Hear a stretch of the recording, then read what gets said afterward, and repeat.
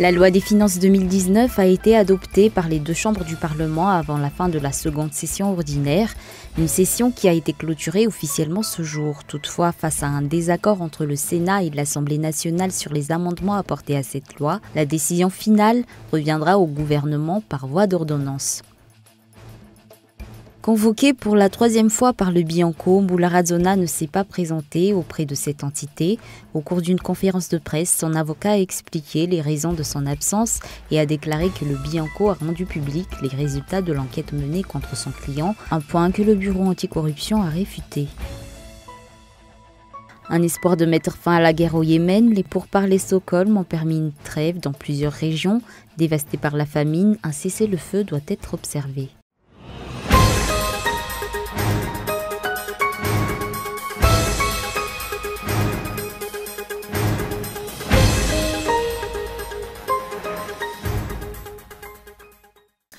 Bonsoir à tous et bienvenue dans cette nouvelle édition du journal en version française sur Cool TV. Actualité économique pour ouvrir ce journal. La loi de finances 2019 a été adoptée par les deux chambres du Parlement avant la fin de la seconde session ordinaire du Parlement, une session qui a été officiellement clôturée ce jour. Et toutefois, face à un désaccord entre le Sénat et l'Assemblée sur les amendements apportés à cette loi, la décision finale reviendra au gouvernement. Reportage.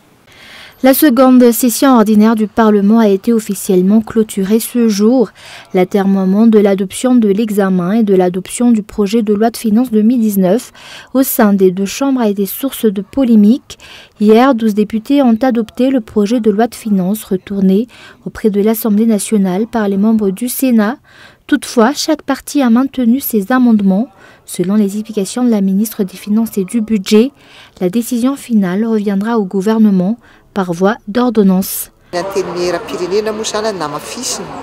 Les membres de l'Assemblée nationale et les membres du Sénat maintiennent chacun leurs amendements, des amendements différents. Face à un désaccord entre le Sénat et l'Assemblée nationale, la loi, par le biais de l'article 92 de la Constitution, prévoit que si le Parlement n'a pas pu se mettre d'accord sur le projet de loi de finances avant la clôture de la session, les dispositions du projet peuvent être mises en vigueur par voie d'ordonnance en y incluant un ou plusieurs des amendements adoptés par les deux assemblées. Pour rappel, les désaccords entre les deux parties portent sur le droit d'assises, sur les cigarettes et le tabac, l'augmentation du budget de fonctionnement de l'Assemblée nationale et la hausse du budget alloué aux collectivités territoriales décentralisées. Ainsi, le dernier mot reviendra au gouvernement qui publiera une ordonnance avant le 31 décembre 2019.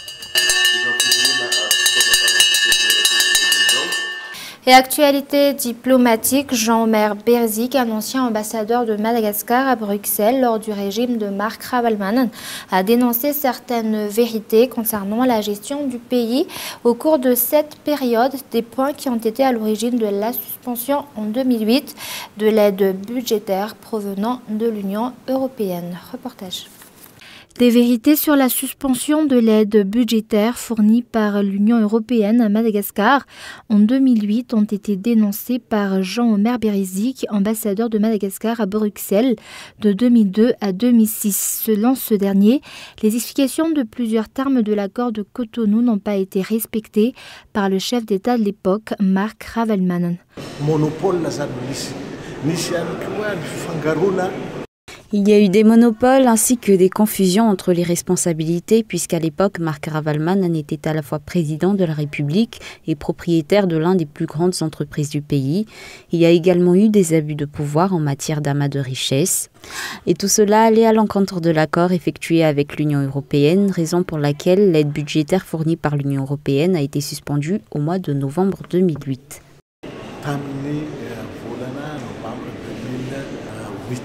Outre cela, les propos tenus par l'ancien chef d'État Marc Ravalomanana lors du dernier débat présidentiel selon lesquels il se serait entretenu avec un responsable de l'Union européenne en termes de relations diplomatiques alors que ce dernier n'est apparemment plus un décisionnaire de l'Union européenne selon les explications.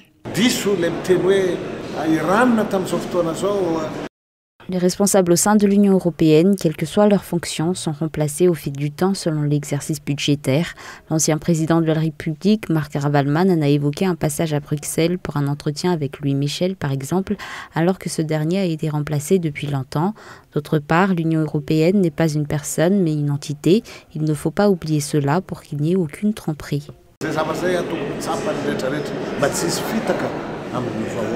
La célébration du 60e anniversaire des relations diplomatiques entre Madagascar et l'Union européenne a été marquée aujourd'hui au ministère des Affaires étrangères. Au cours de cet événement, la reprise d'une collaboration entre les deux parties afin de pouvoir à nouveau bénéficier d'une aide pour l'intérêt du pays a été envisagée. Selon les explications, l'accord de Cotonou prendra fin en 2020. Et l'ambassade de France à Madagascar a publié un communiqué ce jour pour démentir les allégations qui alimentent depuis quelques jours la presse, selon lesquelles des officiers de la police judiciaire française se seraient rendus à Madagascar en dehors de toute procédure légale pour délivrer à l'un des candidats en lice pour le second tour de la présidentielle une convocation du parquet de Paris. Selon les termes de ce communiqué, à leur connaissance, aucun candidat n'est concerné par une procédure de la justice française. Et comme les autres grands partenaires de Madagascar, l'ambassade de France invite les candidats à mener une campagne respectueuse et centrée sur le débat d'idées.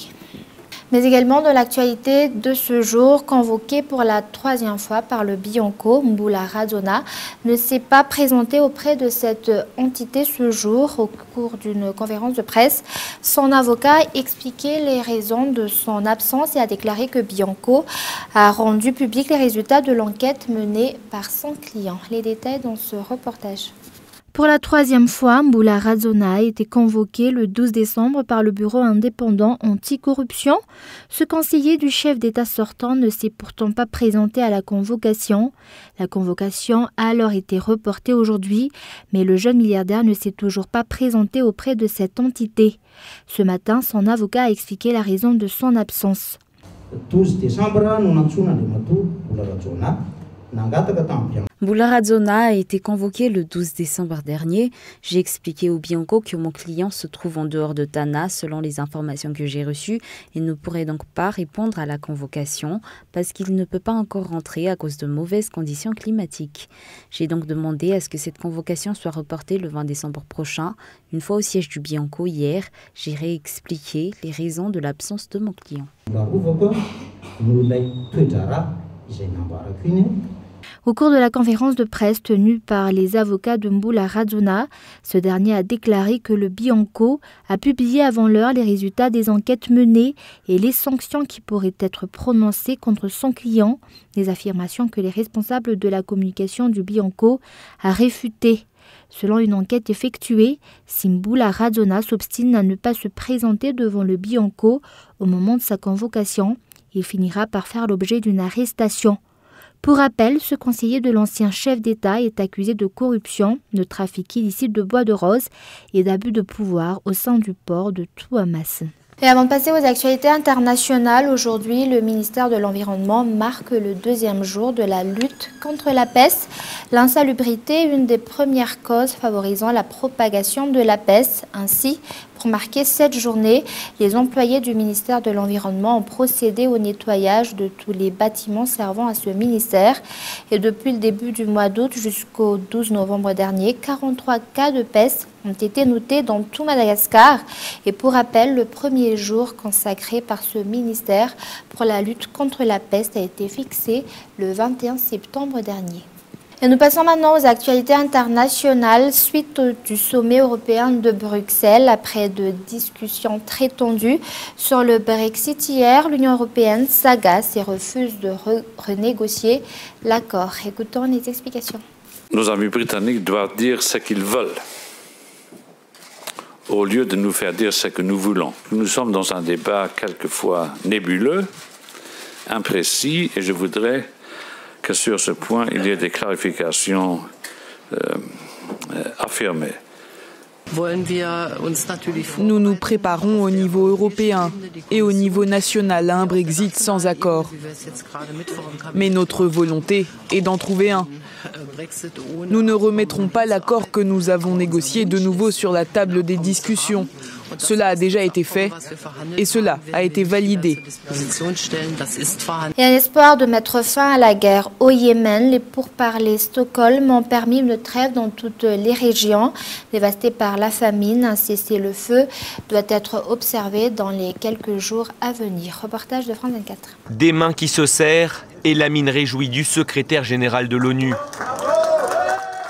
Arrivé mercredi en Suède, Antonio Guterres n'est pas venu pour rien. Dans la dernière ligne droite des négociations, les représentants houthis et ceux du gouvernement yéménite se sont mis d'accord sur la réouverture du port d'Hodeïda. Y entrent 90% des importations au Yémen et l'essentiel de l'aide humanitaire. Un cessez-le-feu devrait lui entrer en vigueur dans plusieurs régions touchées par la famine. Les Nations Unies saluent une étape importante et proposent de gérer provisoirement le port.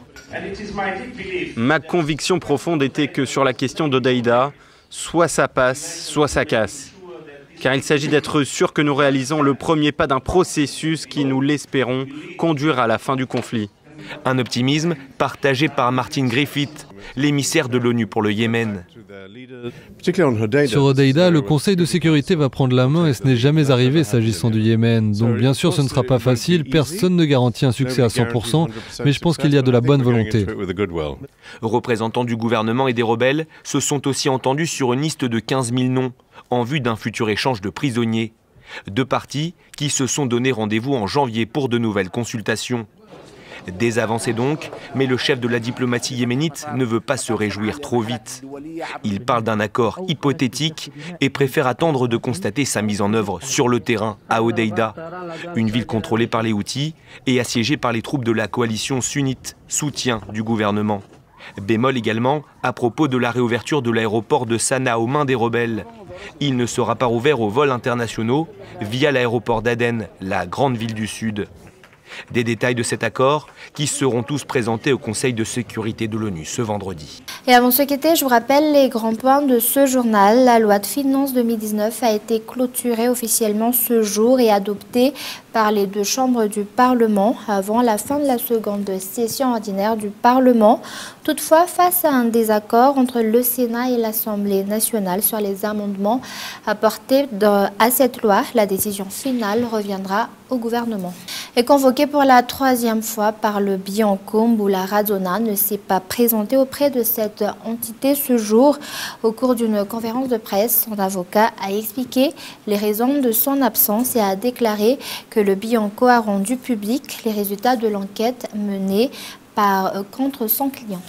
Et enfin, en espoir de mettre fin à la guerre au Yémen, les pourparlers Stockholm ont permis une trêve dans plusieurs régions et dévastées par la famine. Un cessez-le-feu doit être observé. Et voilà, c'est la fin de ce journal. Merci de votre fidélité. Au revoir et passez une excellente fin de semaine en compagnie de Cool TV.